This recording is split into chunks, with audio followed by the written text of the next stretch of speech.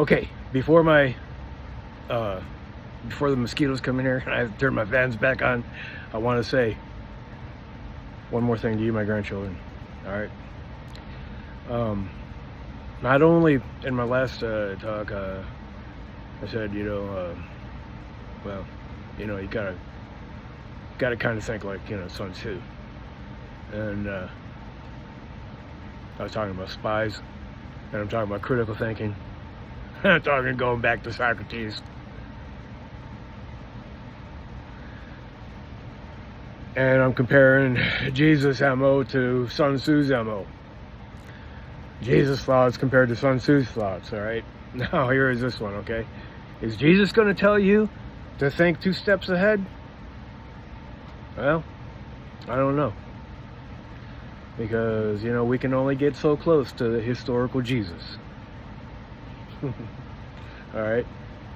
But Sun Tzu will tell you to think 2 steps ahead. The Buddha, by the way, will tell you to think 2 steps ahead, but he's not in the mission of the art of war. He is for the cessation of suffering.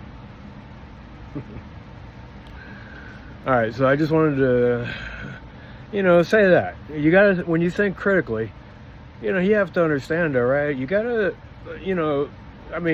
think, from both vantage points, the vantage point of, say, your religion or something.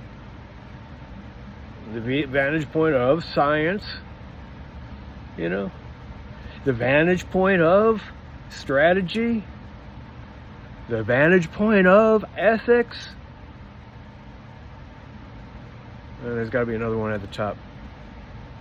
I'm not sure which one that would be. Right next to ethics. Well, I know there's another one up there. It's not like I'm reciting a clock of all the different things that you have to look from that vantage point or that point of view at your object in the middle, say, like that. Well, right next to ethics, I believe that there has to be one more. It's just evading me right now, but it's going to come to me. I'm not sure what it is. But look, so, and I talked about, like Mr. T, pushing me out of the way and stuff like that, and how it's not, bad, actually. I mean, sometimes you gotta push your way in, or something like that, but we can learn from nature. We can learn from nature, and we have to learn from nature. That's where I learned. That's why I have all these dogs. I learn from nature. Yeah, because sometimes dogs are more loyal even than humans, and sometimes you think that they're smarter. In fact, I know that in some ways they are smarter. So anyway, that being said, I'm just going to show you this real quick because it bears witness to something here that I forgot that I want to talk about, but I'll remember it here. So that's a good economic and financial incentive for Trump never to say a bad thing about Vladimir Putin. An easing of tensions and improved relations with Russia from a position of strength only is possible, absolutely possible. In the months leading up to the election, the Russians were far from certain that they would see their candidate enter the White House. He was rocked by a huge scandal. A shocking video of Donald Trump talking on an open microphone, bragging about sexually assaulting women. You can do anything. Grab him by the... It remains to be seen whether Donald Trump's campaign will be able to recover from the video that is sending shockwaves. I was taught. All right, well, I'm not actually sure where I was going with that, but, you know, you can see in the very beginning of Donald Trump's first presidency, you know, that's the thing, grabbing women by their, okay? And now, you know, 5 years of presidency later, I mean, or 4.5 or whatever it is, but, you know, almost 5 years later, I mean, we're past the first 100 days. I know that. I mean, it's the same accusations, all right? Sex trafficking for the billionaires. And cover up for the billionaires. And you can see that Trump has ties to Russia and ties to Putin, and they say, I mean, look, the spy said, no, Russia got some stuff on Trump because Russia knew what Trump's interest was. Women and money. And he was running out of money. He needed a new source of money.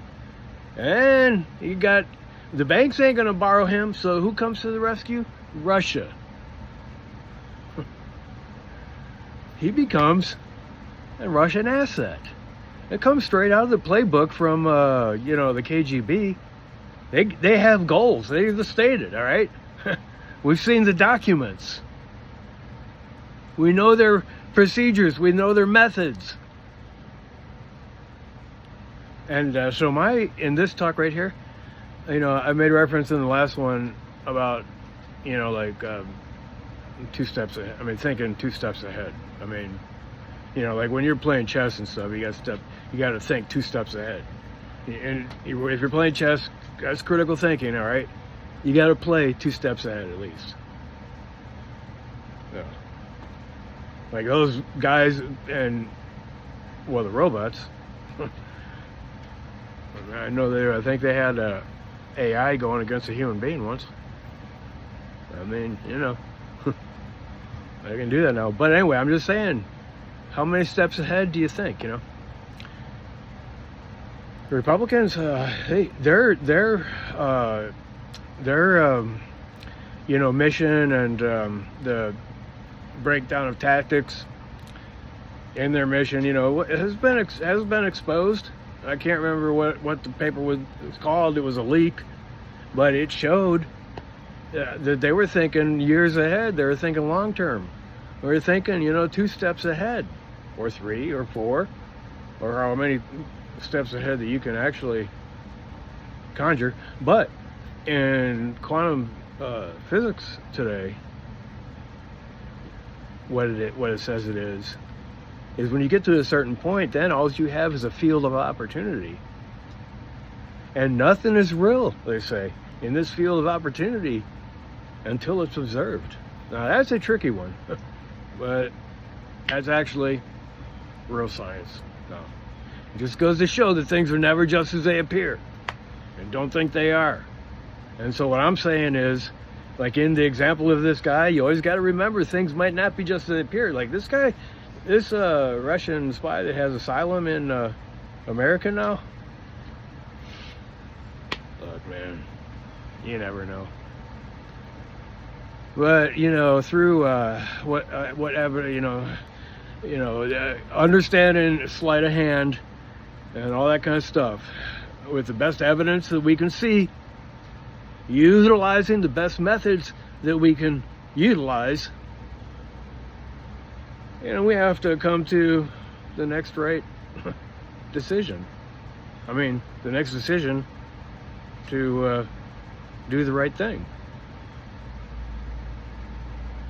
And if we're going to figure out what that doing the right thing is, you know, we got to look at it from a lot of different perspectives. All right?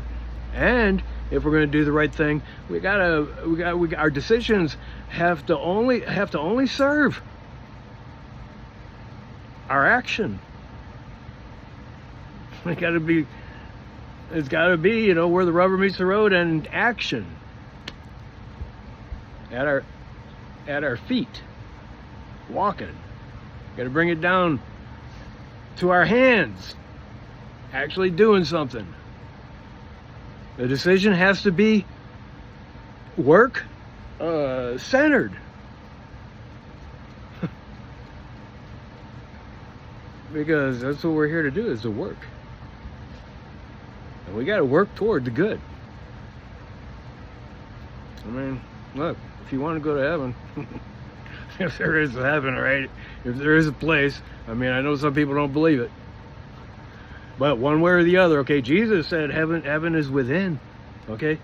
Okay, so let's take it from that perspective, okay? If you want to get to heaven, and heaven is within, you better try to do the right thing. And it takes critical thinking, and it takes mission-minded thinking to make the next right decision, or the next decision, and figure out how to do what's right and what is the best thing. That's what my dad said. Course of action. Okay, I said that my dad wrote me a letter, and in that letter it said critical thinking, and I couldn't remember what the 3 things were that followed, but now I just remembered the last one was a course of action. That's what my dad said. You know what? I think my dad just reminded me. Yeah, man, that almost brings tears to my eyes right now.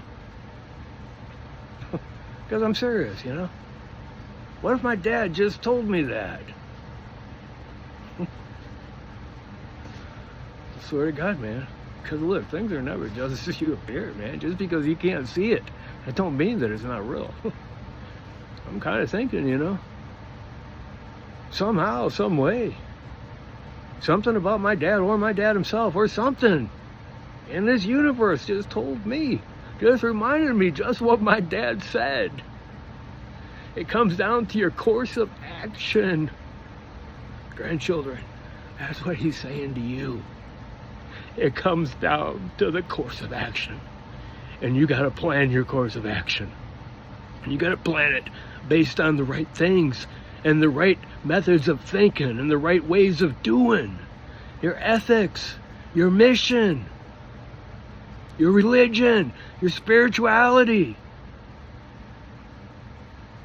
I mean, your strategy, your industry.